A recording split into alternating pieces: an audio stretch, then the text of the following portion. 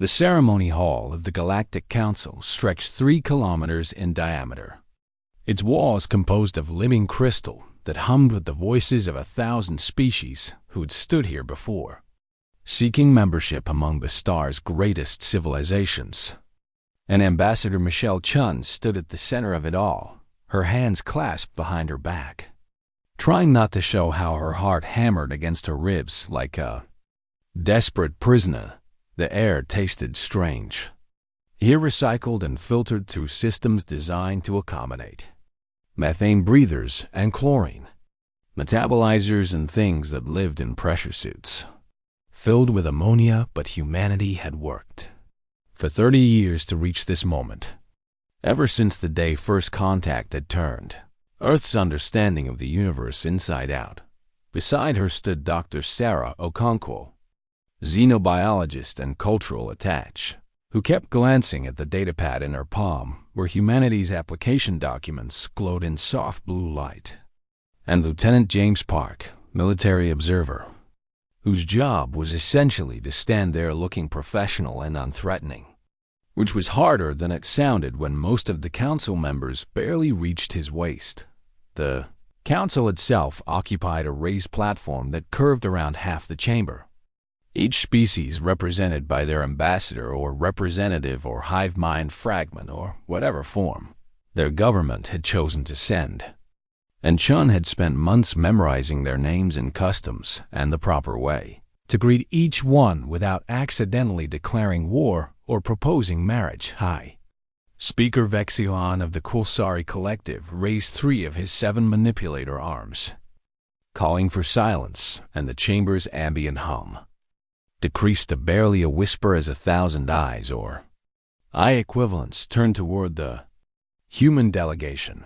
We gather today to welcome the 1,247th member species into our great collective, Vexilon announced, his translation device rendering his methane bubble speech into something Chun's earpiece could process as standard English, though she'd learned that some nuance always got lost between the original and the interpretation.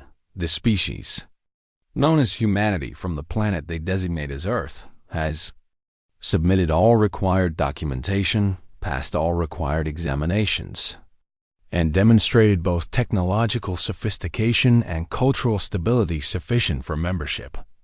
Chun allowed herself a small smile because that had been the hard part, convincing the council that humans could be trusted not to blow themselves up or wage genocidal war or accidentally release some planet-killing bioweapon, which apparently 70% of species failed to manage before achieving spaceflight. We now proceed to the final formality, Vexilon continued, gesturing toward a massive structure at the far end of the chamber that Chun had assumed was decorative. The archive of names will record your world in the Universal Registry, preserving its true designation in the eternal record alongside all worlds that have birthed civilized life. Chun nodded politely because this seemed like bureaucratic procedure, the kind of rubber stamp formality that every government required. And she'd filled out enough forms in the past 3 decades to build a bridge back to Earth. The archive itself was magnificent, a towering spiral of some crystalline material that wasn't quite transparent and wasn't quite opaque, with light flowing through it in patterns that hurt to look at directly. And Chun could see data streams moving within its structure like fish in a vast ocean. An archivist approached Kulsari like Vexilon but smaller, hunched over what might have been a portable terminal or might have been a religious artifact. Chun could never quite tell the difference and began interfacing with the archive through touch and sound and possibly smell. Please state your world's designation in your primary language, the archivist requested, their voice carrying a tremor of what Chun's cultural training suggested was reverence or possibly indigestion. Earth, Chun said clearly, in our most widely spoken language, English, though we have thousands of languages and many call it by different names. Terra, Tierra, Terra, Dunya. Art. One designation is sufficient. The archivist interrupted. They're manipulators dancing across the terminal surface. The archive will process all linguistic roots and derivatives to determine the true name. The designation that resonates with the world's fundamental nature. Chun glanced at Okonkwo, who shrugged slightly because nobody had mentioned this part would be mystical or weird. And the briefings had suggested this would take maybe 5 minutes of standing around while some alien ran their planet through a database. The archive began to glow and hum, and that humming grew louder, resonating in frequencies that made Chun's teeth ache and her vision blur at the edges. And the data streams within accelerated until buttery. They were just streaks of light spiraling upward through the crystalline structure. Then something changed, and the hum became a screech, and the light inside the archive flashed from soft blue to angry red, and cracks appeared in the crystalline surface. Spreading like lightning frozen in glass, the archivist stumbled backward, all 7 arms flailing. And from their translation device came a sound that Chun's earpiece couldn't process, just rendered as distress, terror, impossible. Vexilon shot upward from his seat, his usually measured movements replaced by something frantic. And across the council platform, other representatives began rising, some backing away, others leaning forward with what might have been curiosity or might have been horror. "What is the meaning of this?" demanded Ambassador Throck of the Vrexian Empire, his 4 eyes wide in his craggy face. The archivist was hyperventilating now, their breathing apparatus working overtime, and they gestured wildly at the archive, where symbols were forming in the crystal. Characters that shifted and changed as the database processed its findings. High Speaker Vexilon approached the archive, his movements slow and careful, like someone approaching a bomb that might detonate. And when he read what was written there, his manipulators went rigid, and his breathing apparatus froze mid-cycle. "This cannot be accurate," he whispered. But the chamber's acoustics carried his words to everyone present. "What does it say?" Chun demanded, her diplomatic training warring, with rising alarm because something was very wrong and nobody was explaining anything. Vexilon turned to face her, and his species didn't really have expressions humans could read easily, but Chun had spent enough time studying Quilksari body language to recognize absolute terror when she saw it. "Your world's true designation," he said slowly, his voice shaking in a way the translator couldn't quite mask, "translates most accurately as Death World Prime, or in the oldest tongues, the Cradle of Endings." The chamber erupted into chaos, and representatives were shouting in a dozen languages, and translation devices were overloading trying to process the cacophony, and somewhere an alarm started blaring. Chen felt her stomach drop, because that wasn't right. Earth was just Earth, dirt and water and life. Beautiful and terrible and home, but not some nightmare world worthy of a name like that. "There must be a mistake," Okonkwo said, stepping forward with her datapad raised like a shield. "Earth is a standard Ming-class planet. Type G star, standard gravity, standard atmospheric composition. The archive does not make mistakes," Vexilon interrupted, and his voice carried a weight that silenced even the chaos.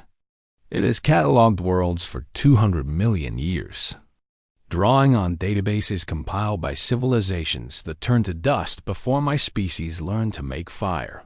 He gestured at the symbol still glowing in the cracked crystal, pulsing like a heartbeat or a warning beacon. "This designation appears in our oldest restricted archives," he continued. "Your world was flagged long before your species existed, before your planet even cooled from its formation, marked in prophecies and warnings left by the predecessors themselves." Park had moved closer to Chun, his hand resting on his sidearm, even though that was probably useless against whatever threat had manifested. And Chun appreciated the gesture, even as her mind raced through possibilities. "What does that mean?" she asked, forcing her voice to remain steady and diplomatic. Vexillan's manipulators, twisted in what Chun had learned, was the Quilxari equivalent of wringing one's hands. It means, he said quietly, that we need to access records that have been sealed for 50 million years. And it means this session is suspended until we understand what we have invited into our council. Security drones descended from the ceiling, their surfaces mirror-bright and bristling with sensors. And Chun realized with cold certainty that they weren't for the council's protection. They were to contain the humans' high speaker, Chun said carefully. We've been nothing but cooperative. We followed every protocol. This is not about your actions, Vexillan interrupted. This is about your nature, about what your world has made you. And until we understand the warnings our ancestors left, you will remain in your quarters under protective custody. The last thing Chun saw before the security escort surrounded them was the archive. Still glowing red, cracks spreading across its surface like veins, and the symbols pulsing with their terrible designation. Deathworld Prime, the cradle of ending's home. The emergency council session convened in a chamber the humans had never seen, buried deep within the station's core where the oldest and most sensitive materials were stored. And High Speaker Vexillan found himself wishing he'd chosen a different career path. Maybe something simple like asteroid mining or stellar cartography. Around the circular table sat only the senior members, those who had served long enough to remember the old stories. The warnings passed down through generations of council. Leadership like uncomfortable family secrets nobody wanted to examine too closely. Ambassador Throck of the Vrexian Empire drummed his thick fingers against the stone table, each tap echoing like a gavel strike, and his four eyes fixed on the holographic display, hovering above the table's center where the archive's findings glowed in accusatory red. How long have these records been sealed? Asked Diplomat Sariel of the Luminous Collective, her form flickering between states of matter and agitation. 53 million years by our best estimate, answered Chief Archivist Quilmuth, who looked like he'd aged a decade in the past hour. The seals were placed by the predecessors before their disappearance, with strict protocols that they were only to be opened if a species from that specific world achieved spaceflight and sought council membership. Convenient that nobody thought to mention this before we spent 30 years processing their application. Throck growled. Vexillan raised a manipulator for patience, though he shared the frustration, because the whole situation felt like a trap that had been waiting millions of years to spring. The protocols were designed to activate automatically, Quilmuth explained, his manipulator shaking as he interfaced with the ancient database. If we had known the designation Earth corresponded to Deathworld Prime, we would have what? Sariel interrupted, her form solidifying into something almost humanoid.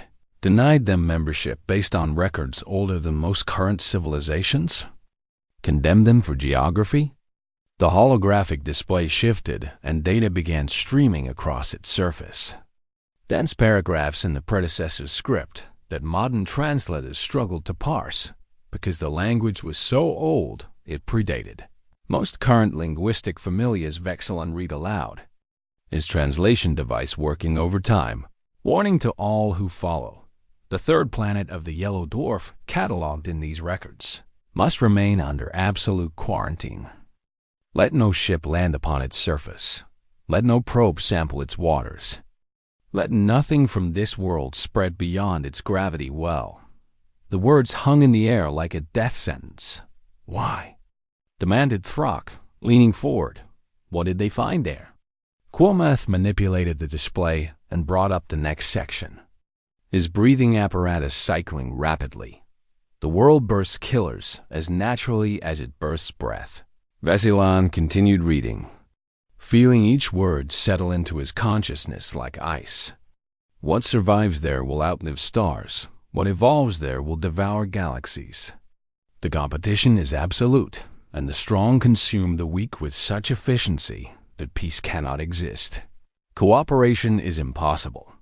Civilization is a dream that will never wake. Silence filled the chamber because those weren't just warnings, they were prophecies.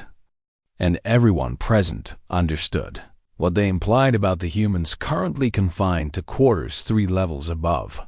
The predecessors sent expeditions, Quilmuth said quietly, pulling up more records, 4 separate missions over a span of 2 million years, each one attempting to study the world's biosphere, to understand why it produced such aggressive life. And? Serial prompted when the archivist hesitated, and none of them returned. Quilmuth finished, his voice barely above a whisper.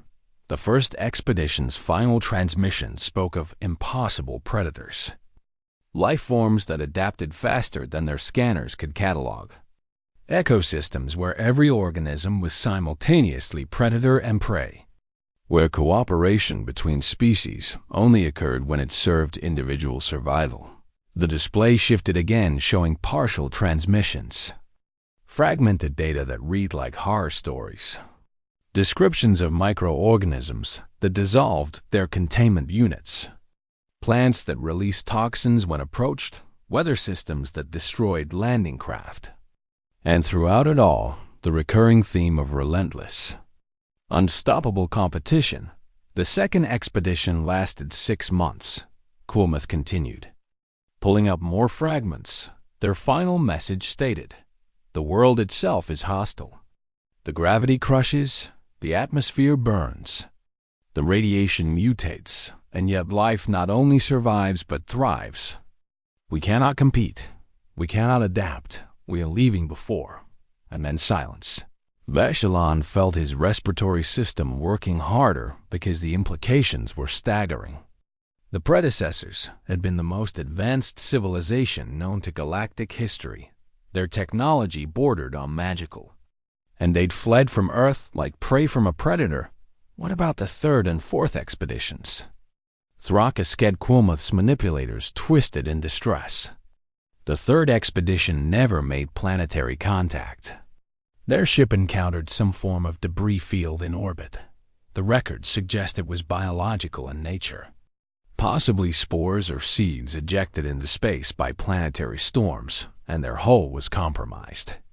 The expedition leader ordered immediate retreat, but the biological material had already infiltrated their environmental systems. And the fourth? Serial pressed, never launched, Quilmuth said. The predecessors declared Deathworld Prime off-limits and established the quarantine protocols we found today. They believed that anything evolving on that world would be too dangerous, too competitive, too fundamentally incompatible with civilized society to ever achieve cooperation. The chamber fell silent again as everyone processed what they'd heard, because the logical conclusion was inescapable and terrible. The humans shouldn't exist, not as they were, not as a unified civilization that had built ships and established colonies and come to the council seeking peaceful membership. Everything about Earth's nature suggested its inhabitants should be fractured into warring factions, too competitive to cooperate, too aggressive to build anything lasting. And yet they'd done exactly that, which makes them more terrifying than the predecessors imagined, Vexilon said aloud. Giving voice to everyone's Furthrock slammed a fist against the table. You're saying the Death World was so harsh that it forced them to evolve beyond their nature, that they had to become peaceful just to survive?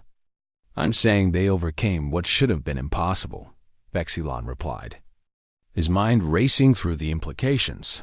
The predecessors predicted that competition would prevent civilization. But humans achieved civilization despite that competition, or perhaps because of it. They learned to cooperate not because it was their nature, but because it was necessary. Serial flickered rapidly, a sign of deep thought in their species. That's not necessarily frightening, that's admirable. They chose cooperation over their base instincts, but they still have those instincts. Throck interrupted. They're still Deathworlders underneath their diplomatic smiles. Still apex predators playing at being civilized. What happens when that veneer cracks? What happens when they decide cooperation is no longer necessary? The question hung there unanswered because nobody wanted to imagine the scenario. A species that had conquered the most hostile world in known space. That had evolved to survive conditions that killed predecessor expeditions. Turned aggressive and expansionist. Quilth pulled up another section of the records. There's more. The predecessors ran projections. Evolutionary models based on the biosphere's characteristics. They predicted multiple possible evolutionary paths for sapient life on that world. The display showed branching probability trees. Countless possible futures spreading from a single point of origin. None of their projections included successful civilization. Quilmuth continued, highlighting the relevant data. Every model predicted extinction or endless warfare or fragmentation into isolated populations too hostile to communicate. The idea of a unified planetary government achieving spaceflight scored a probability of effectively 0. Yet here we are, Vexilon said quietly, staring at the impossible humans who had defied predictions made by a civilization infinitely more advanced than his own. Throck stood abruptly, his massive frame casting shadows across the table. We need to contain this, deny their membership, establish a new quarantine. We cannot allow Deathworlders into the Council. The risk is too great. We cannot deny them membership without cause, Serial countered, also rising, her form elongating in agitation. They've met every requirement, passed every test, shown nothing but peaceful intent.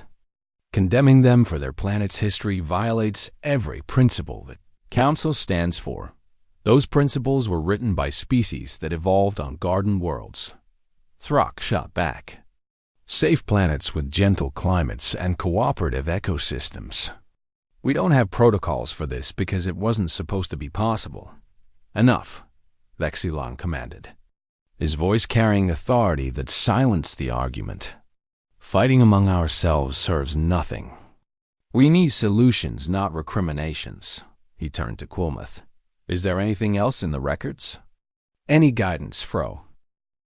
Ambassador Chen paced the length of their assigned quarters for the 100th time, her footsteps silent on the soft flooring material that the station used everywhere. And she'd counted exactly 47 steps from one wall to the other, which wasn't nearly enough space to contain her frustration. They've had us here for 6 hours. Lieutenant Park observed from his position by the door, where he'd been standing like a statue because apparently military training meant you could just turn off the part of your brain that got bored. Dr. Okonkwo sat cross-legged on one of the sleeping platforms, her datapad balanced on her knees, scrolling through every piece of information they had about Earth. Searching for something that might explain the Council's reaction. Deathworld Prime, Chan muttered, still unable to wrap her mind around the designation. Earth is challenging, sure, but it's home. It's beautiful. It's trying to kill us constantly. Park interrupted with a dry smile. Hurricanes, earthquakes, volcanoes, droughts, floods, heat waves, ice ages, asteroid impacts. That's just weather and geology, Chun protested. Tigers, bears, sharks, crocodiles, hippos, mosquitoes, parasites. Venomous everything. Park continued. Okay, fine. Earth has dangerous wildlife, but so does every planet with complex ecosystems. Michelle, Okonkwo said quietly, looking up from her pad. I've been reviewing the xenobiology databases we were given during the orientation process, and I think we might have a perspective problem. Chum stopped pacing and turned to face the scientist. What do you mean?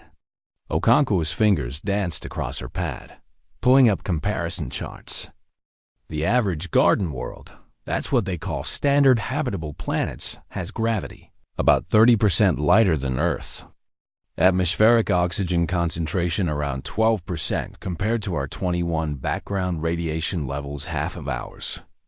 And biodiversity measured in thousands of species rather than millions. So Earth is a bit more robust than average, Chun said. though something cold was forming in her stomach. A bit more robust? Okonkwo laughed without humor. Michelle, Earth's gravity would be considered heavy on the galactic scale.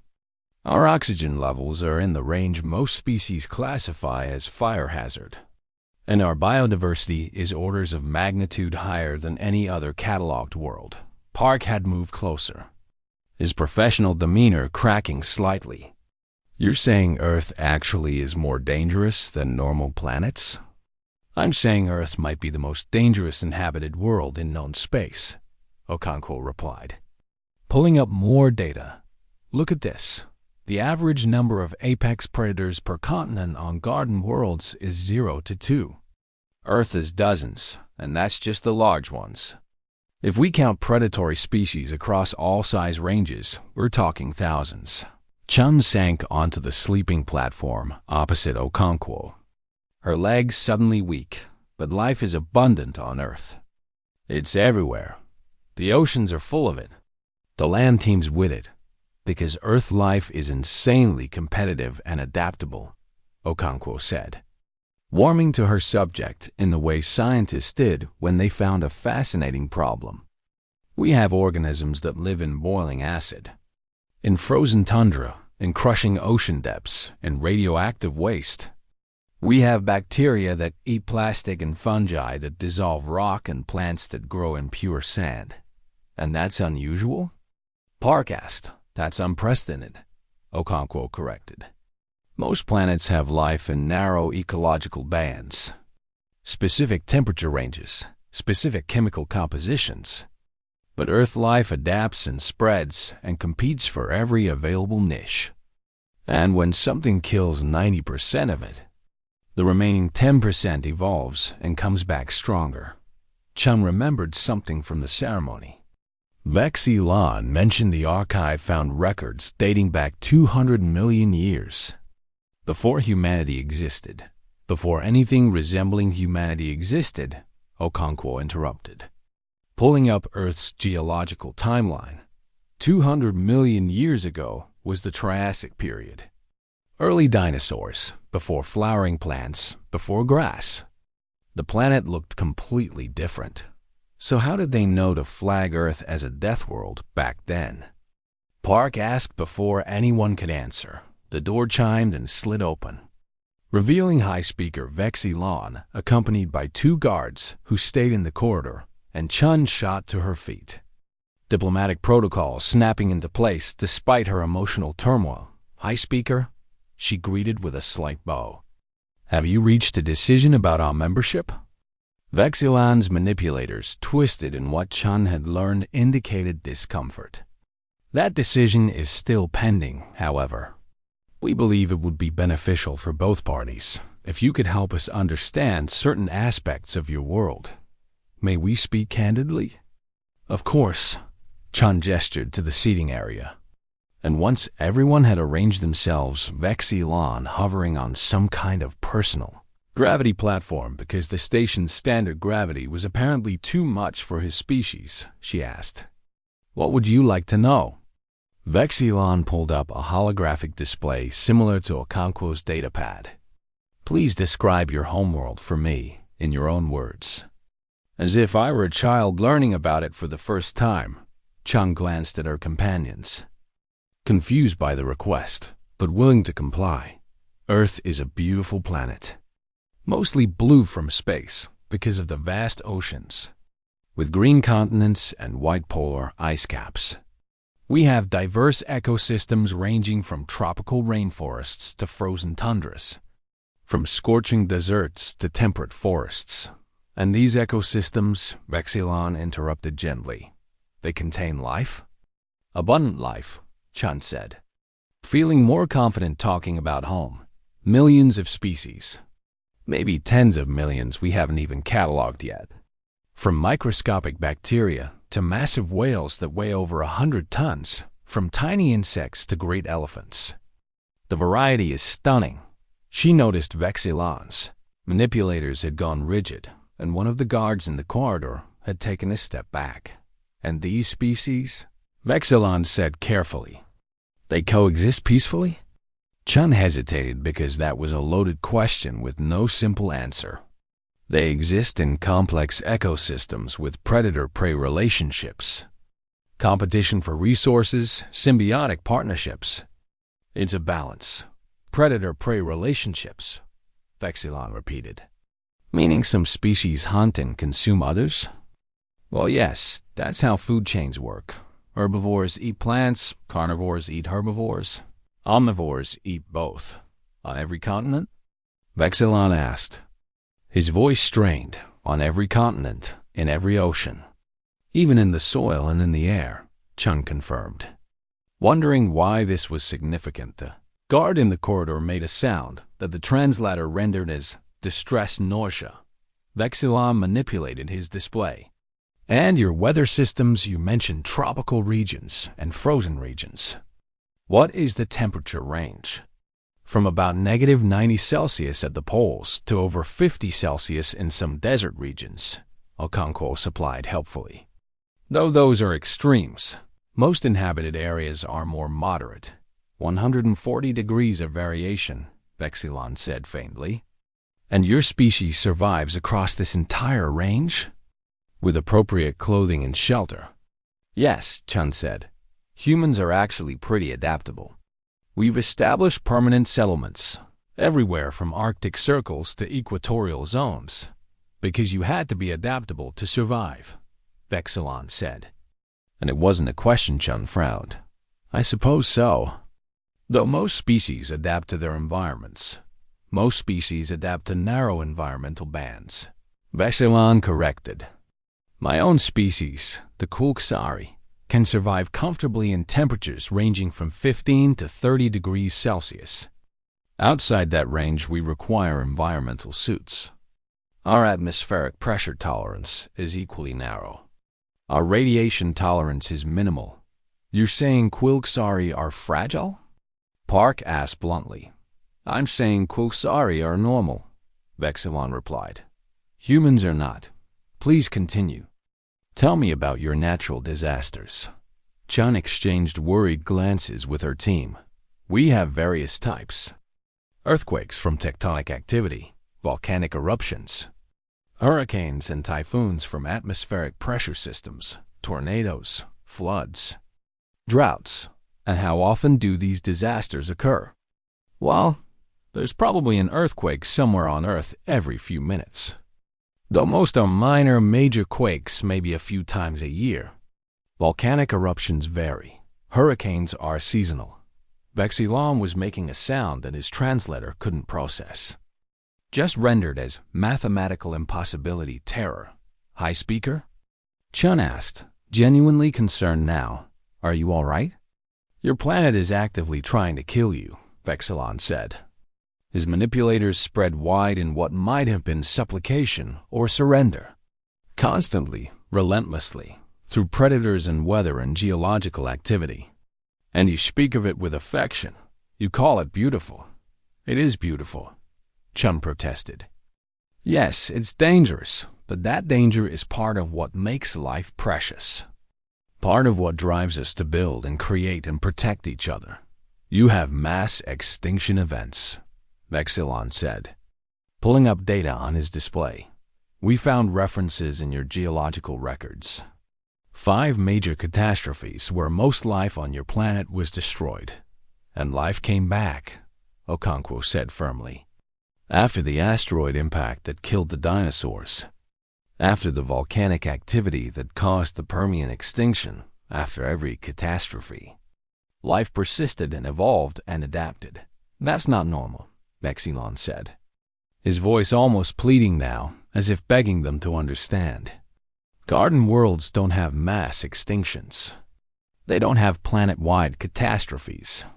They don't produce life so tenacious that it survives repeated apocalypse. The crisis began 3 days after the humans had been confined to quarters. And it started with something so simple that later investigations would mark it as the pivotal moment, when the Council's theoretical fears became concrete reality.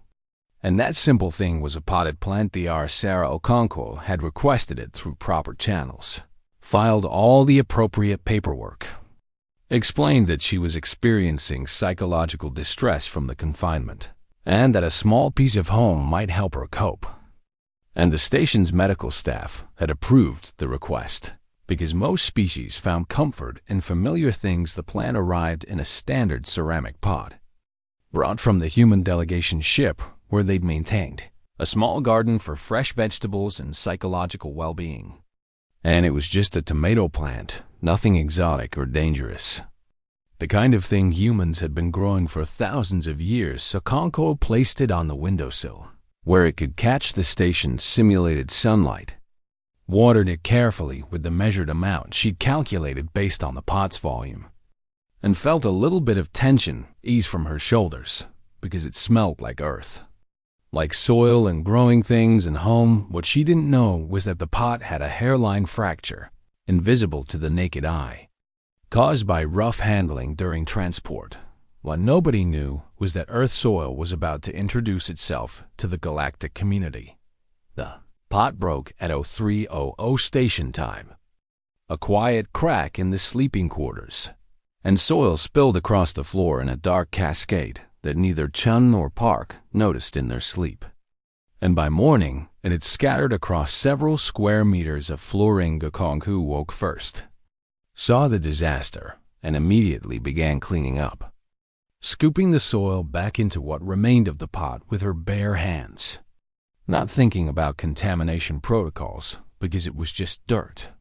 Just ordinary earth soil that probably billions of people had touched throughout human history. She didn't notice the small earthworm that had fallen from the soil's mass, didn't see it wriggling its way toward the ventilation grate in the corner, didn't realize that she'd just introduced Earth life to an environment that had never encountered anything like it. The first anomaly was detected 16 hours later in the station's environmental monitoring systems, and Chief Engineer Krath of the Bolivian Concordat stared at his displays with mounting confusion because the readings made no sense. The station's cleaning organisms carefully engineered microbes that broke down waste and kept surfaces sterile were dying in Section 7, the maintenance corridor 1 level below the human quarters, and they were dying. Foscrath ran diagnostics, assuming equipment failure,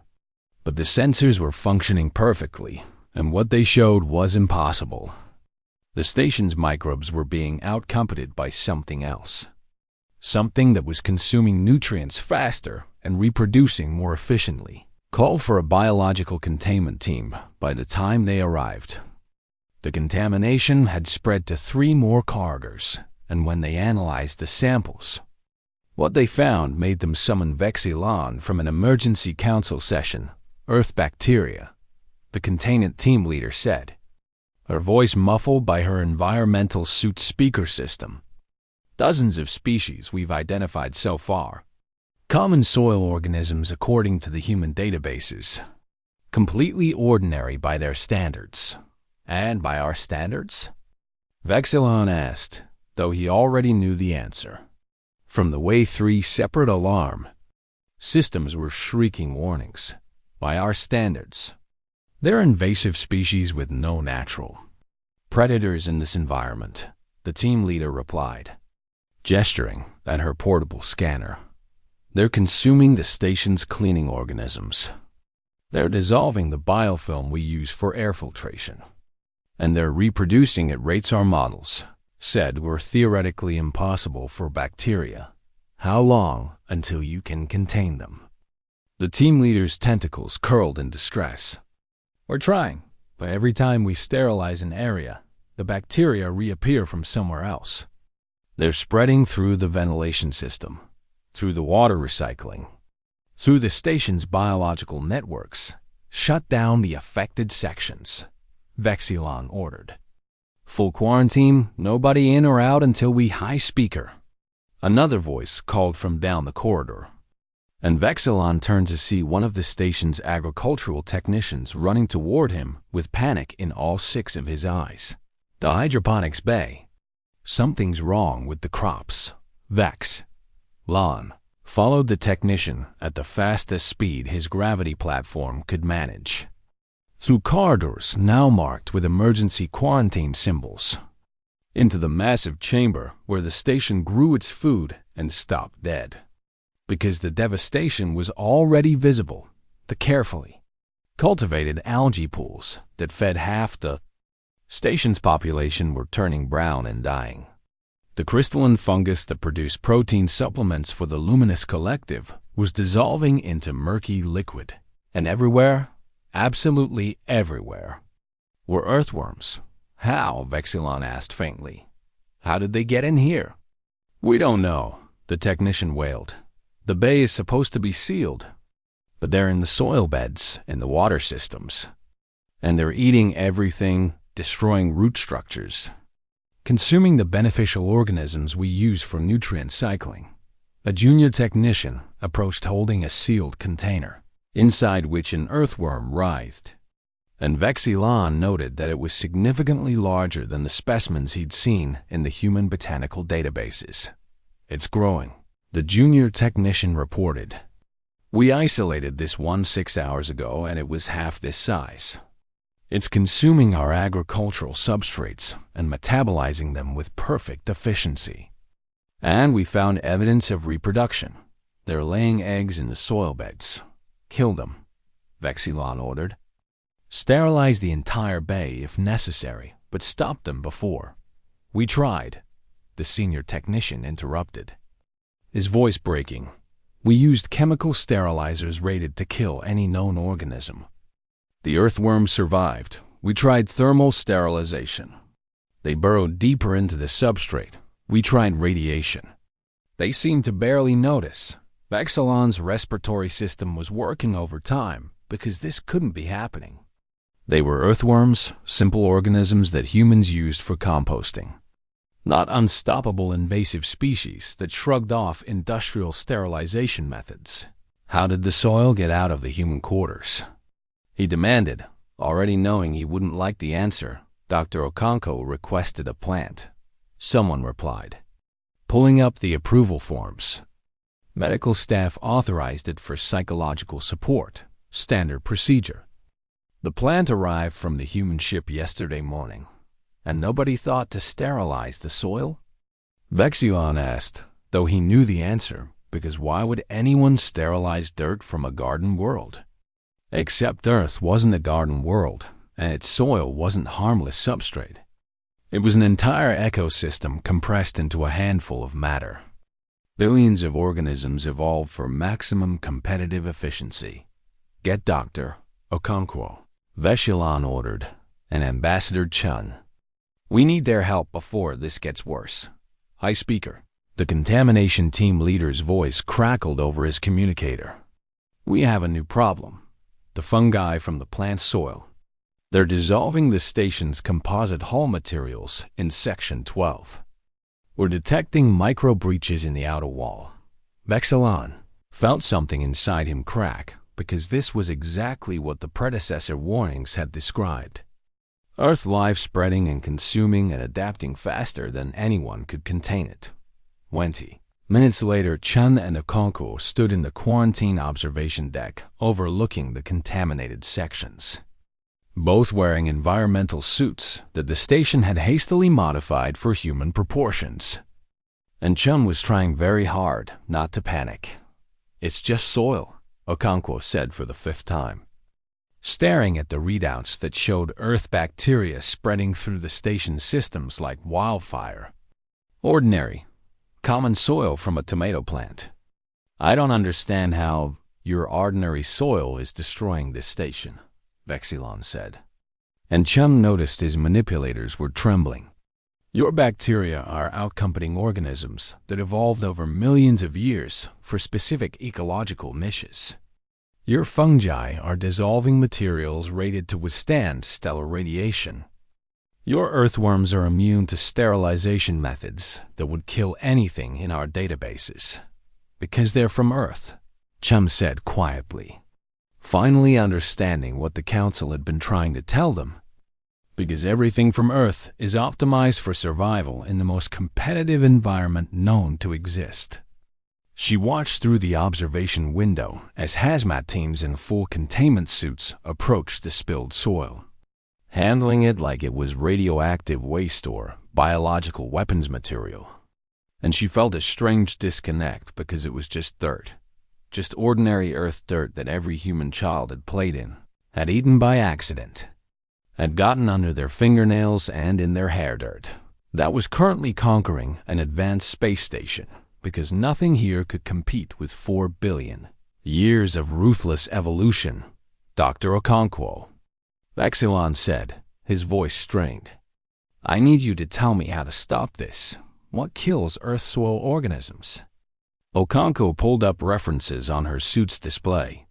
Scrolling through agricultural databases, sustained high heat can work above 120 Celsius for extended periods, or extreme chemical sterilization with compounds that would probably damage the station.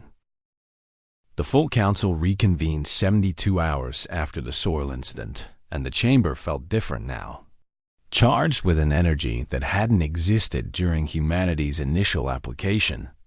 And every representative present had watched the footage of Ambassador Chun casually handling material that their best containment teams feared to approach. High Speaker Vexilon called the session to order, his manipulators steady now despite the exhaustion that colored his movements.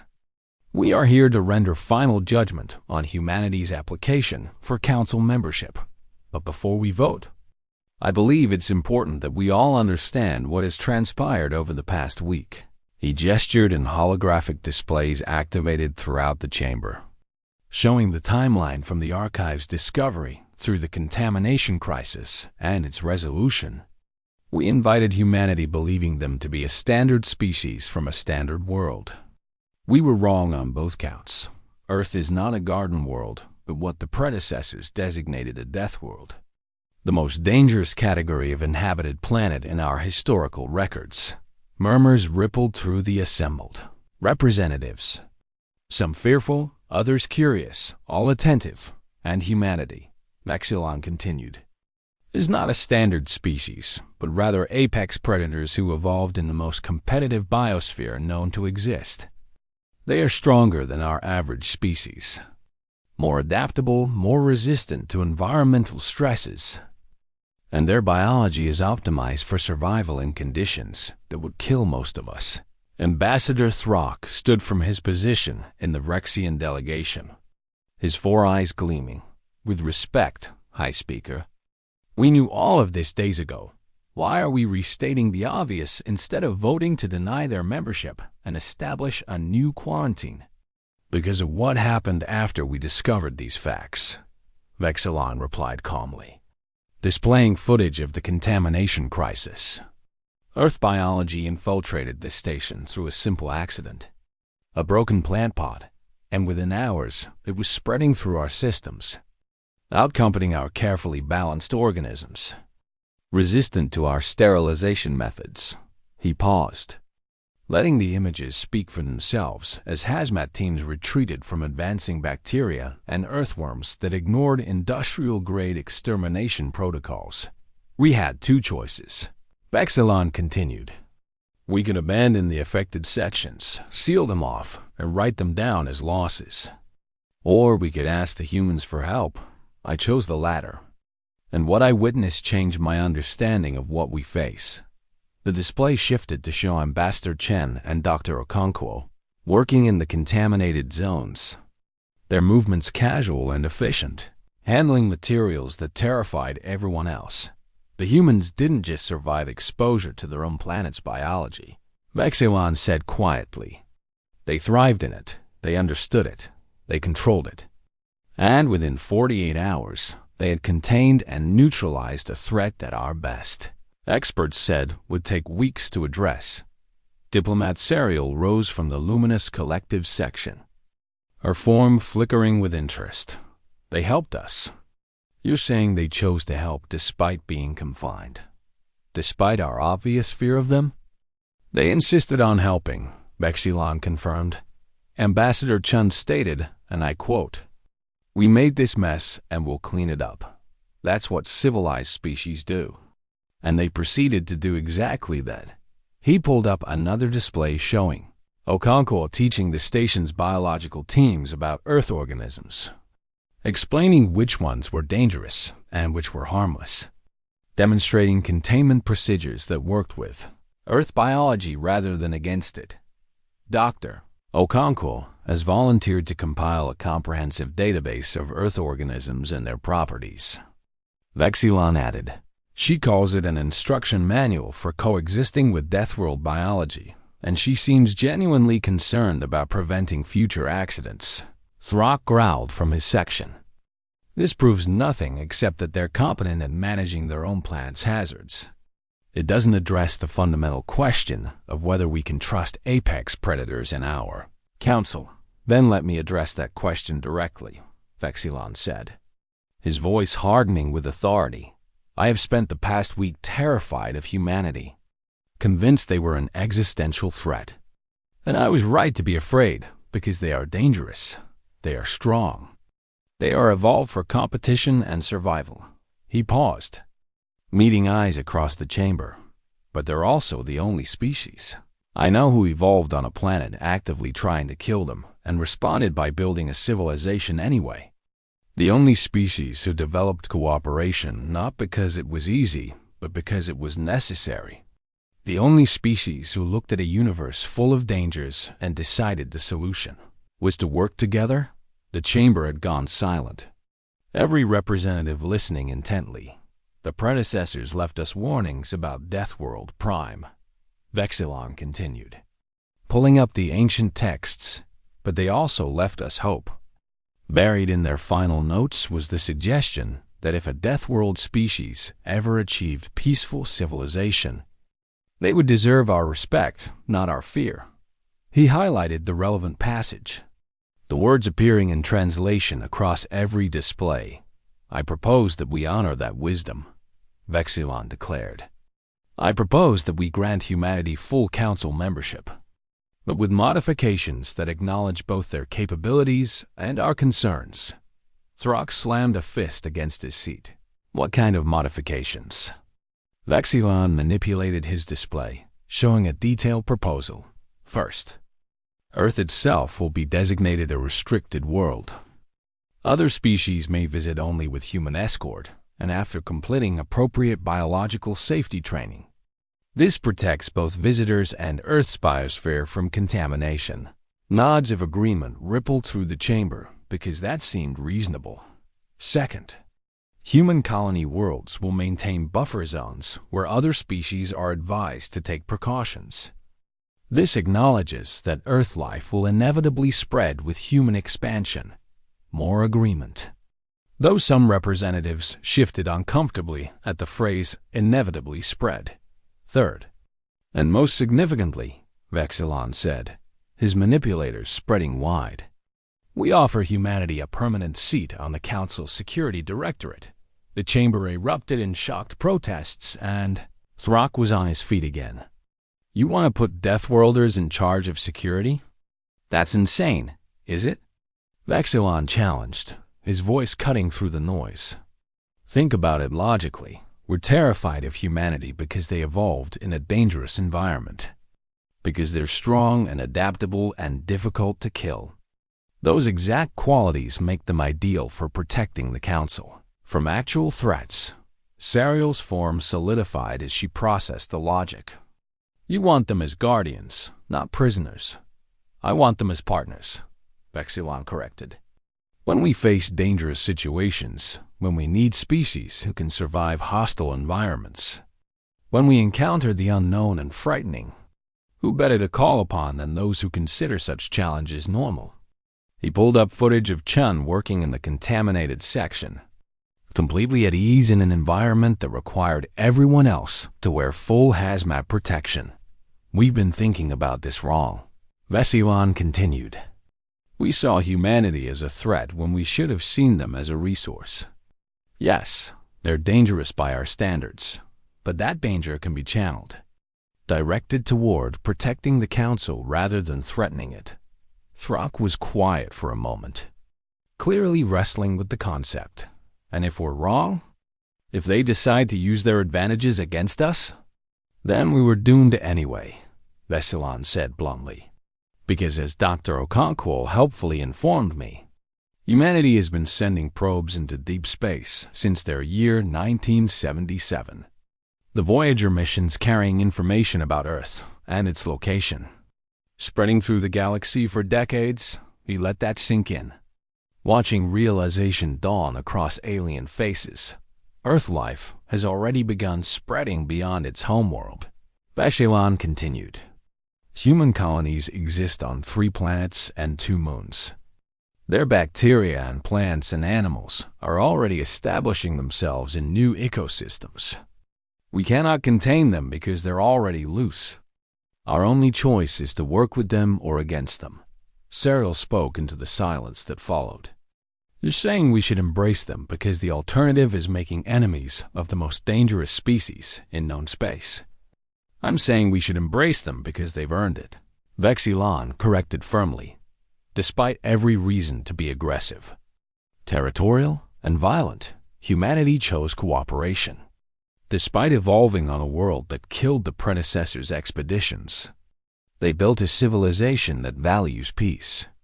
Despite having every advantage over us in terms of physical capability, they came to our council asking for membership rather than demanding it. He pulled up one final display, showing Ambassador Chun's official statement from earlier that day. When I asked Ambassador Chun what humanity wanted from council membership, she said, "We want to learn to share, to grow alongside other species. We've been alone in the universe for so long, and now we know we're not. That's worth any compromise, any accommodation, any patience required." Vesilon's manipulators twisted in a gesture of finality. That is not the statement of apex predators planning conquest. That is the statement of people who understand that cooperation is stronger than competition, who learned that lesson on the hardest world imaginable